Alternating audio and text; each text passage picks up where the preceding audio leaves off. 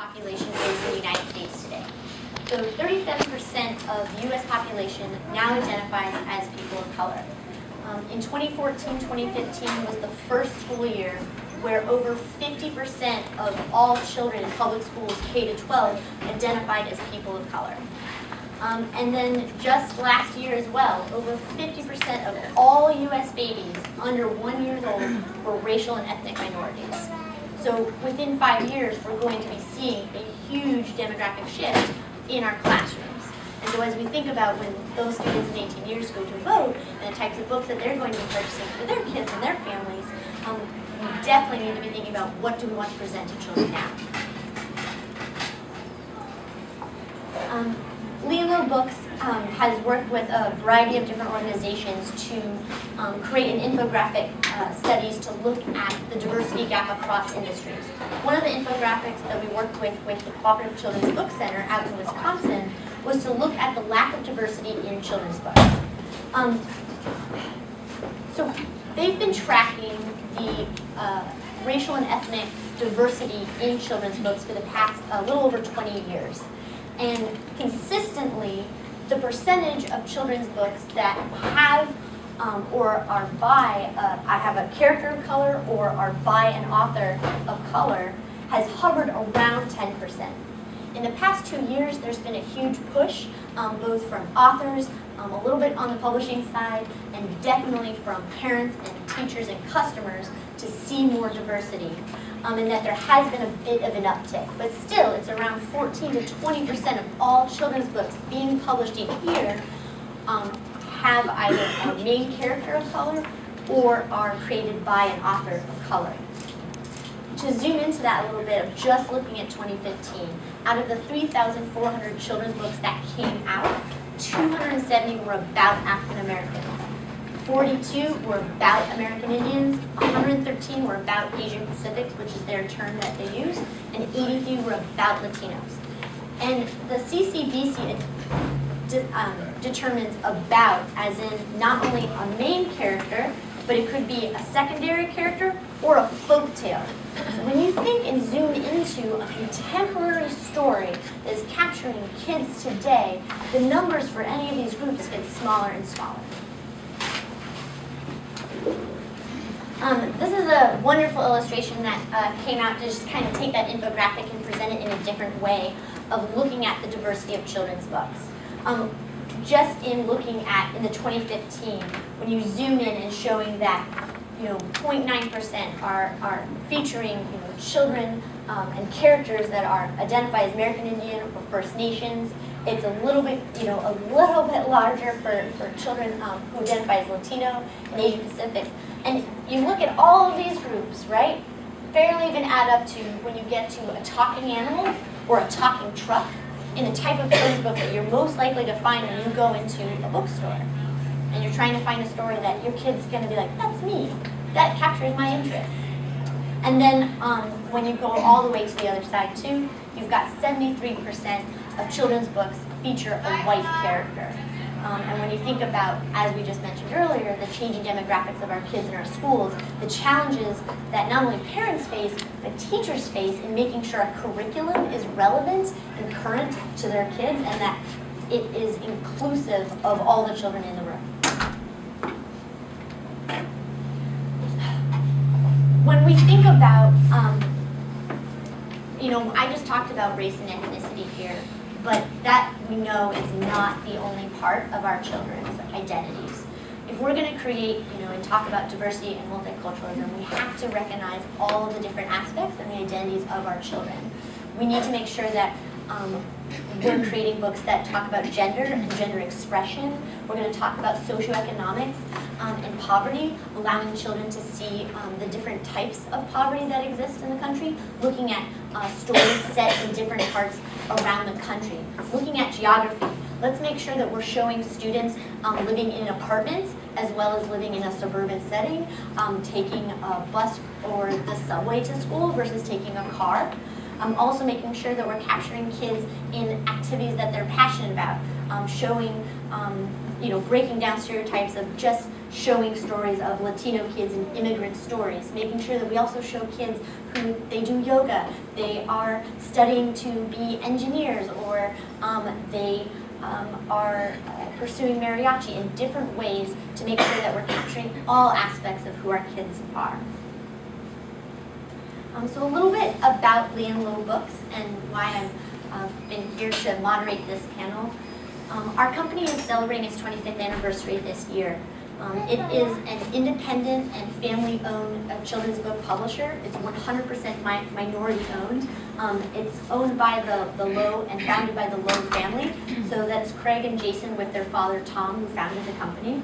The majority of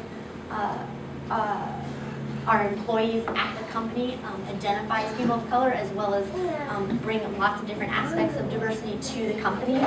Many of our members at the office also are parents, so they have a personal stake in making sure that their kids are captured in the stories that we want to present. And because we are a small and family-owned and independent publisher, it's really allowed us to take risks and to be able to publish the types of books that we want to see, and to make sure that these aren't just stories that are only going to work well commercially, but we know that if given the chance and given a home, that they are going to find the classrooms and the families that are going to serve best. So just one example I love to give to kind of give a sense of the types of books that we're very passionate about creating is a book called Baseball Saved Us. It was one of the first children's books that Lee and Low published, and it was the first children's book that was a picture book about Japanese internment camps in World War II. This was a story that we were told was inappropriate content for children, and that kids at this age cannot handle. But although it is 25 years old, it continues to be one of our best-selling backlist titles, and this is a story that I'm so proud to be able to see that, this is continue to do so well. But then when I put on my teacher and my citizen hat, I'm like, really? A book that's 25 years old is the only one having this conversation, is the only one there that parents and teachers still find that this is a relevant title, right? We have so much farther to go, that we're not just showing one narrative, that we're continuing to broaden that. So another aspect that I want to think about for today is, why does diversity matter? At Lee and Low Books, we have an award called the New Voices Award. We're very passionate about increasing the pipeline for new authors of color. So we take submissions from never before published people of color, and then if you win our New Voices Award, we pair you with an award-winning illustrator, and then we can hopefully help you launch your career. Many of the books that have won either the winner or the honor have gone on to win the Coretta Scott King in its first year, and many other impressive children's books awards. One of the books that won the honor one year, back in I think 2011, was a children's biography called It Just Happened, when Bill Traylor started to draw. And this is about a man who was a former sharecropper down in Alabama. And in his 70s, he decided that he had a lifetime of memories that he wanted to put down in art and to be able to express himself. And he became world famous. And this biography was picked up by a nonprofit called Reading is Fundamental. And this nonprofit down in DC distributes children's books, multicultural library collections to schools throughout the country. And so one year they selected this book. And one of the schools that benefited from this project was down in Alabama. And this little boy, Justin, who was in 4th grade in 2014, got this book, and he was looking at this book and he was reading it. And when he got to the end of the book, there's an afterword that has real photographs. And he's like, I recognize one of those photographs. My grandmother has that photograph in her house. And he discovered that this was his great-great-great-grandfather. This is why diversity matters, right? To be able to show that all kids get to have their story, their family, in a book, right? Being able to have your peers see, wow, your family is special enough to have your story captured. And that's what we want for all kids, for whatever part of their identity needs to be expressed and shared. So I now want to turn it over to our amazing panelists. I want to have each of them introduce themselves, the types of projects that You each get to, you guys decide to select and what you are passionate about in terms of the other types of contributors you guys have worked with. And then we will get into some of the questions and then open up to you guys. So Selena. Hi, can you hear me? A little bit. Okay, so happy to be here today. Now more than ever, feeling like this topic is super vital. And I mean, I've been in the field for about 20 years, publishing picture books for about 12 to 15 years. When I first got started, the types of stories, and Sean and I are married. I don't know if you guys know that already, but we have a family, we live in Brooklyn. We had separate careers for over a decade doing picture books, and now the past several years we've been collaborating and working on stories together.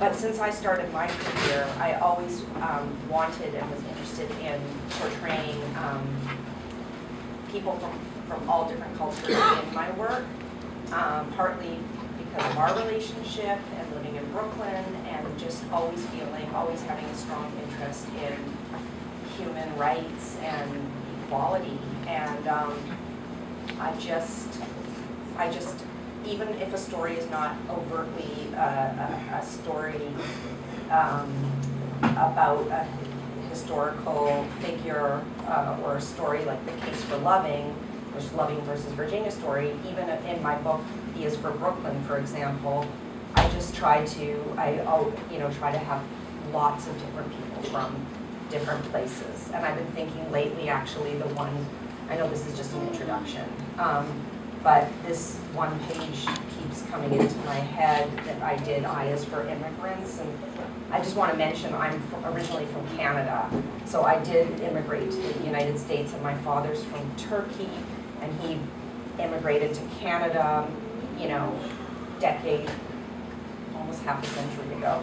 But anyways, long story short, I'm happy to be here today.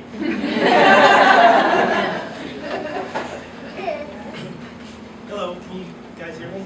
Okay, good. So we're married. I've been living in Brooklyn probably about 20 years. I've been illustrating picture books since about 2005. I grew up in a small town in New Jersey. And from there I moved to Brooklyn to go to art school.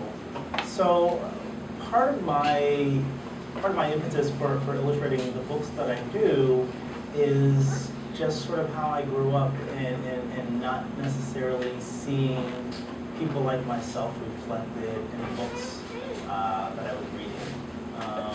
And feeling like there was this big hole, and in my opinion there's still a big hole that I want to fill, and that I want to give other children like myself a mirror to be able to see themselves, to be able to see what's possible for them.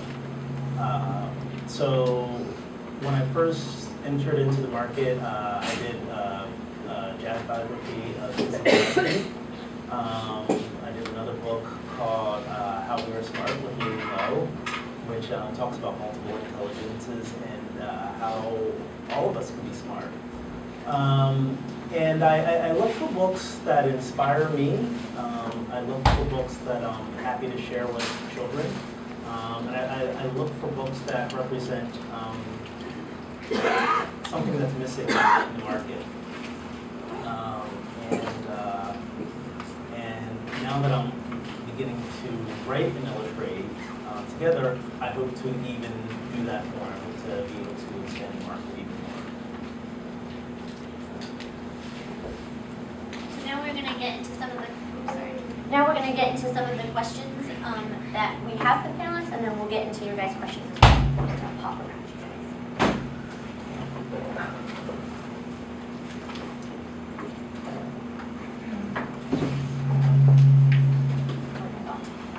All right.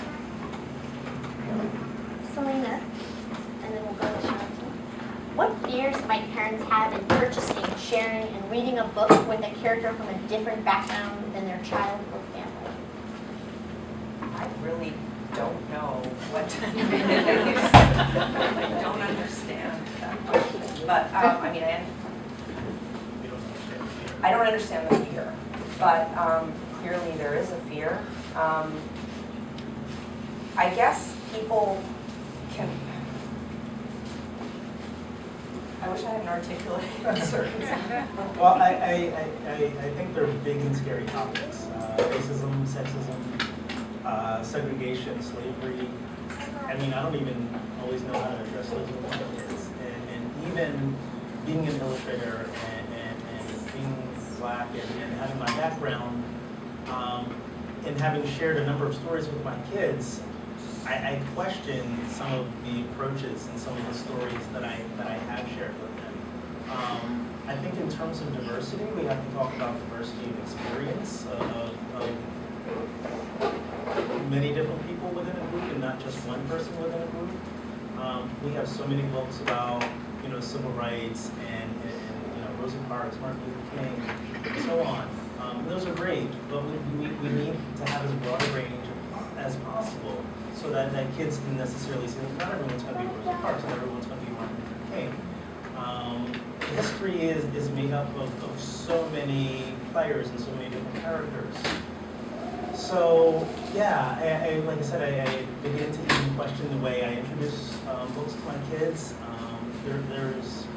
I believe there's so many books about slavery and oppression that it becomes oppressive at times. There's so much, there's such a broader experience that we can share about diversity with our children, and I think the motivation is there now. I think the market needs to catch up with the desire to have that. Why do you think homes are ideal places for reading diverse books? So, I mean, as Sean was answering the question, I was just thinking, it's what you're asking or what you're hoping for are books that aren't necessarily dealing with these hard themes, these serious topics, but books that are regular stories, but that feature people of color. And so back to your first question, why are people afraid? I think that from what I've witnessed and what I think I feel is that people want safe, funny, entertaining stories for their children, and they just don't want to even think about race. And if they see a protagonist of color, they may just think that's going to be a conflict somehow. There's something that feels scary about it, and obviously that's not good. And your second question? Yes. Why in the home is it important? Because kids are learning first at home and second at school and in the outside world, libraries.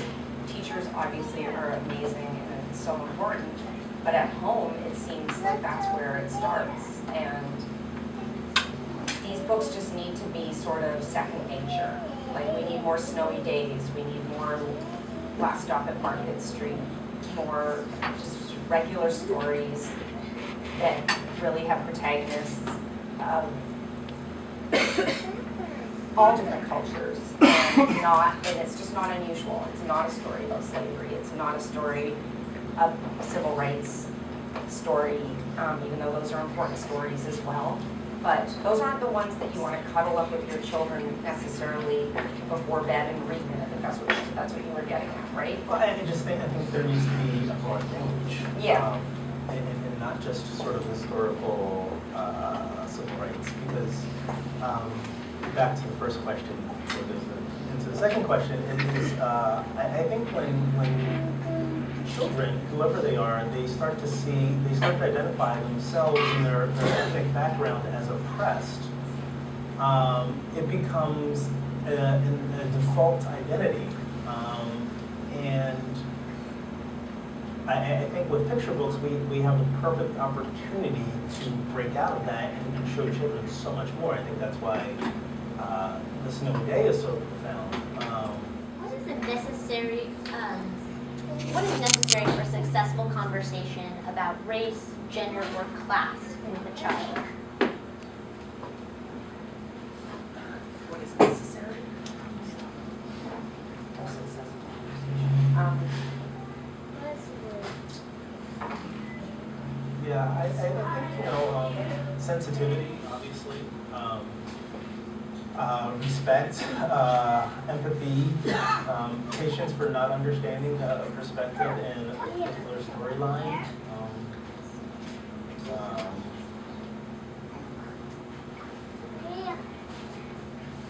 So finding diverse books can be hard. I absolutely recognize that in terms of just limited time. Where can parents find high-quality books with diverse characters and authors and illustrators with such limited time? Usually, that's why we have awards. So there's committees that are, made up of librarians and people in the field that really go through all the thousands of books that are published every year and select the most thoughtful, the best, really. And so it's the Coretta Scott King award-winning books. The award-winning, there's honor books, there's the Bella Purpay. And what are some of the Schneider Family Family Award, Award. which recognizes disabilities. I wrote it down a bunch. CABA, which is the African Book Award for children. There's the NAACP Image Awards. There's the Stonewall Awards. There's what else? So Yeah. if you pay attention to the books that have won these awards, they're definitely a great place to start. And There's also the ALA list. oh, the ALA honors. The Or- God, why am I blanking? You know what I'm talking about? Sorry. Maria, help me out. It's early The in the morning notables. for us. So, Yes, so no. there are books that win the awards, but then the American Library Association also publishes a list of very notable books, and that list is much broader. Yeah, and even if you go to weneeddiversebooks.com, there's actually a pretty extensive breakdown of different websites that you can go to, including like South Asia Book Award website. Goodreads is actually a good place. There's many parents and teachers and librarians who they've pre-sorted lists of books in very specific categories, and they review them. So Goodreads is a very good place to go as well, I think. I want to add on to that as well. I mean, I think awards are incredibly powerful, and we'll share a few more about some of the different awards you can consider, especially since they're doing the heavy lifting for you, which is really powerful. Your public library, if the school has a school library, which we can't always take for granted in this day and age, but your librarians are your #1 social justice champions and advocates. They know so much about, and particularly about your student population, your family, and all of the different aspects and identity of your children. So definitely talk to them about their ideas or where to point to you. We've also found that independent bookstores, we live in a particular neighborhood that has some great independent bookstores. Definitely consult with them too, because they're on the lookout. They know the awards, inwards and outwards. And then again, when I think about for a company like ours, we have a website that offers that, but even a place like Amazon can provide diverse content in a way that commercial bookstores will not, right? A lot of times they won't take the risk. They're worried that these aren't going to sell. And so you have to try to kind of think outside those guys, and that includes online retailers. So then back to our next question. What should parents consider in selecting the right book that's a window into another experience?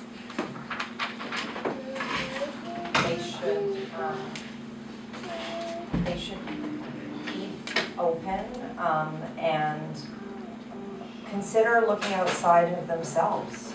How about choosing a book that features someone that doesn't look like their own family, or, you know, don't pick up a book that is just your, you know, from your culture. I mean, I grew up, like I said, in Canada. I'm Jewish, and my people around me in my family, you know, tend to stick to themselves. My sister, I'm being very open here, you know, her children go to a private Jewish day school, and it's a very insular community. And I mean, I wrote Daddy Christmas and Hanukkah Mama because our family celebrates Christmas and Hanukkah. I mean, you know, and when I sell my books at street fairs and when I go to readings, people are like, well, we don't have Christmas and Hanukkah in our house, so, you know, I don't know about this book. But there's those kids who don't even celebrate Hanukkah who are like, oh, I love this book. Yeah, there are the positives. You know, you can look at a book like that and say, well, maybe I want to learn about a family that does both. You know, you can be afraid of blending and mixing, or you can reject it and not be able to relate to it. I think the books are there. I really don't know how you become someone who will be open to reading books and exposing your children to books outside of your own experience. I don't know that I can understand that. I'm open to other people's ideas. Well, yeah, I agree. I think, you know, it's such a safe way, and it's special to be able to, you know, read something outside of your experience, outside of your culture, and it can be very exciting. And a book is a safe way to do it, and again, the home is a safe place to do that within. Also, you know, again, I think it's important to see things from as broad an experience as possible, and consider the range of characters in a story, the type of stories that you're selecting for your children, so that it's not sort of like just reinforcing this sort of already limited idea of a group of people, but that it's broad as possible. But it can be very exciting. You're like, oh, now we're reading a book. I mean, Africa is a whole continent. You know, there's a lot more books published about Africa now, and some of them are fantastic. I'm thinking of The Girl Who Buried Her Dreams in a Can. It's such an amazing story. It, you know, talks about a girl in Africa, but it also, you know, it talks about her struggle to be educated in a village where girls didn't go to school. So, you know, that there can be such a broad range, and it's safe. It's in your home. Actually, that leads into our next and final question is just some book recommendations in terms of picture books or chapter books that are either your classics, like A Snowy Day, or are newer stories that you guys would recommend for people to check out.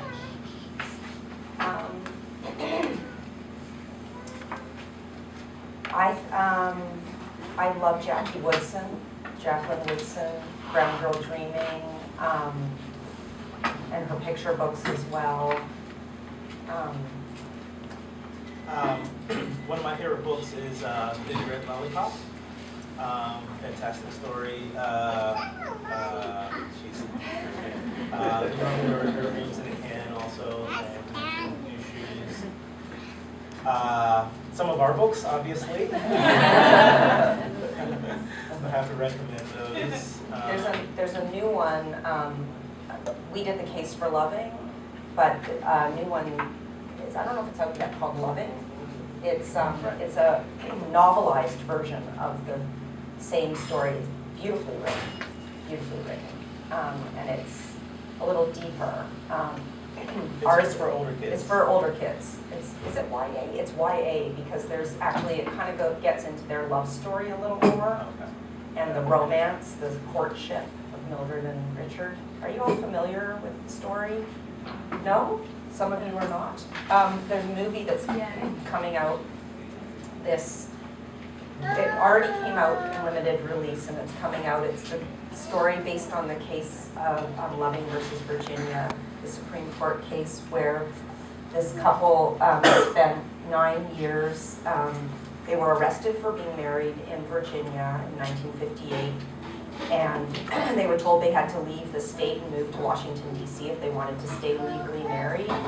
And they were very unhappy with that, obviously.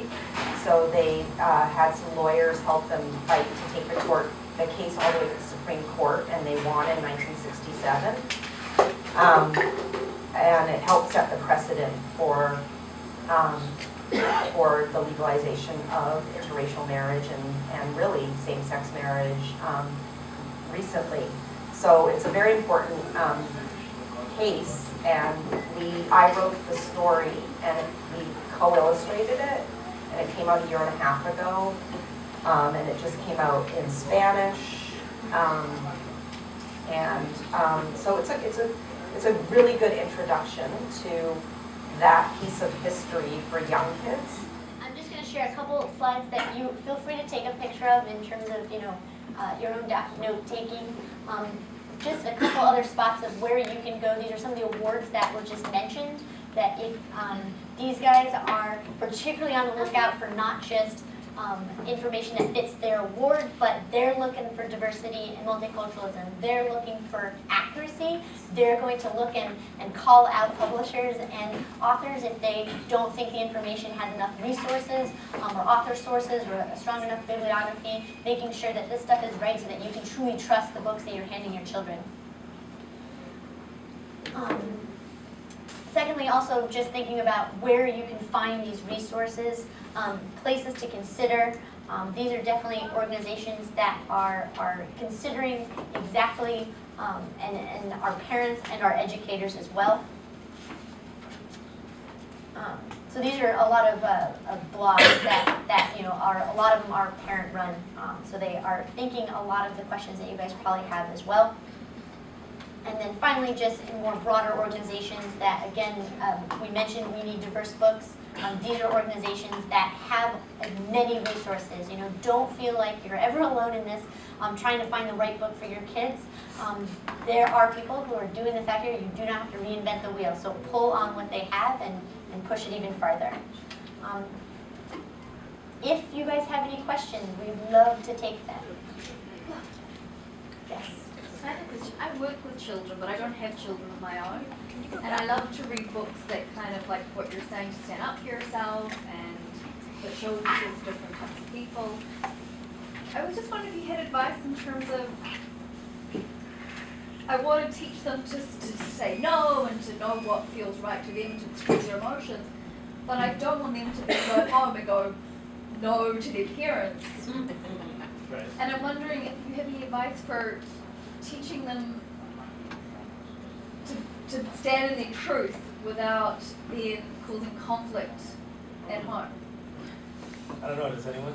I don't necessarily know the answer, but I know there are a series of books that I can't remember who's written them, but it's, what is diversity and what does it mean to feel safe? And, there's one, I think, on the environment, there are a variety of different themes, and so when I think about the what does it feel to be safe one, that is a bit about that, because it's, it's about, I guess, having control of yourself and your body and making sure that nobody sort of, compromises that in any way. So, I don't know, sorry, I don't know who's written these books. I think it's a hard balance. There can be challenging at times. Our daughter, who's one who always likes to stand up for herself, we try to encourage it. And then we also try to let her know that in certain things, when she's of age, she'll be able to make those decisions for herself, and that we're here to help guide her in making other decisions that she may not necessarily have a lot of wisdom about now. Like we just went through Halloween, and their impulse is to eat as much candy as possible, and then go to sleep after the sugar high falls down. But no, because that leads to certain types of illness and tooth decay. So. The notion of not presenting the need for these books in a way that relates to demographics, and I appreciate that. I mean, it would be wonderful if we could say to people, read these books because it's important that our kids, see diverse characters and, but the reality is, people who aren't open to that, one of the ways that maybe their eyes can start to be open to the reality is to look at the numbers. But it would be lovely if everybody's heart was open, but we don't live in that space, and I think, or at least here, we do, but not, in the nation, especially given all that has transpired in the last couple of days. I think it's becoming very clear to people who didn't understand that. And that's just the harsh reality. And so I think the numbers have to be put in people's faces, particularly because they're being shifted so much. And the other reality is I think that clearly, because of the shift, is part of what we've seen, what we're seeing happening. And so. But I agree with Jen, but going to the young lady here's question, how do you make these books? For us, it's a given, but after seeing the map, it's kind of look like blood all over this. How do you create an interest in the areas that are in most need? Well, I think that there is a shift. There is a shift in the publishing industry that's happening right now with we need diverse books. And we've been in meetings with our publishers. We've had editors contact us directly saying we need more of these stories. Can you just create a story like The Snowy Day, but that takes place today? And we're thinking about it. I mean, we're trying. We have projects. We have a book actually coming out in a year that we finished. We're just finishing the art up on, and it's. I'm not going to tell you the title because we're not allowed to reveal it yet, but it's about questioning why we are who we are, and it's called that. You're doing a great job. It's not nonfiction. It's fiction. It has a little black boy and a white girl, and they don't know each other, but they see each other on the subway and they wonder, why am I me and not you? Why are you and not me? And there's a lot of different people from all over in the book, and we didn't write it. It's written by someone else. And it will be coming out being published by Scholastic, and you'll hear more about it. But the point is we're deeply in this stuff right now. We're committed. And they want more. Our publisher wants more. We work with several different editors and several major publishing houses. They're all talking about this. We are all talking about it. We are all upset. I don't know what to say because I don't do the number crunching. I'm not in charge of, getting the returns, because these books don't sell as well. They just don't sell as well as. Yeah, and Elephant and Peggy and those books, which are wonderful too, but no criticism of those books. But they're not big sellers. They're not in the news. We haven't hit the New York Times bestsellers list, and that can do a lot. So I don't know. I don't know what to say. So I just want to kind of give on the publisher perspective. So we primarily sell only to schools and districts across the country. We're mostly in the education space, and we've done very well in these last 25 years. There is a demand, and we've seen it at the teacher level, we've seen it at the kid level, we've seen it at the parent level. And one way that we've gotten around of being able to get into, the Midwest, the South, places that might not always be receptive to our books, is through curriculum. there are a ton of curriculum creators out in the country right now. This is an era where there are a ton of choices for schools to select. And when a curriculum developer comes to us and say, hey, we need a book for 3rd grade, it needs to be about poetry. And my question is always like, why is this stuff to be a book from the 70s? Like, I want to be able to submit our text, and then you let me know if it aligns, and it almost always does. And we've seen that when these curriculum developers are aware of the amazing books out there, they're going to select them. I mean, they want to be relevant, they want to be inclusive, they want to give themselves an edge when they go into schools, and that's a way that we can get to places if we don't have the boots on the ground. Because if you've got a book that not only makes kids feel good, but a teacher is confident that it's going to move their kids to 4th grade, they're in. And that's what I want to be able to show, is that you can have incredible quality and that you can be confident that schools can trust this, that it's going to move them beyond just assessments. It's going to make them both empathetic but also critical thinkers who are be able to compete with their peers at the high school level. Part of that. Thank you so much for Thank you. sitting on this.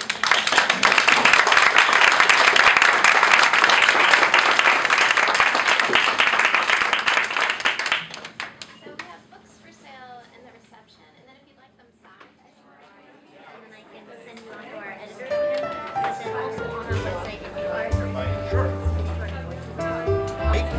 That was feeding theirs, Right. but I didn't want to like. Yeah, it's fine, it's fine. Yeah. Do you want to very close to the Metro Center at 8? Yes, that's a good time. I know, it's so hard. She's like, And your friend, Amy.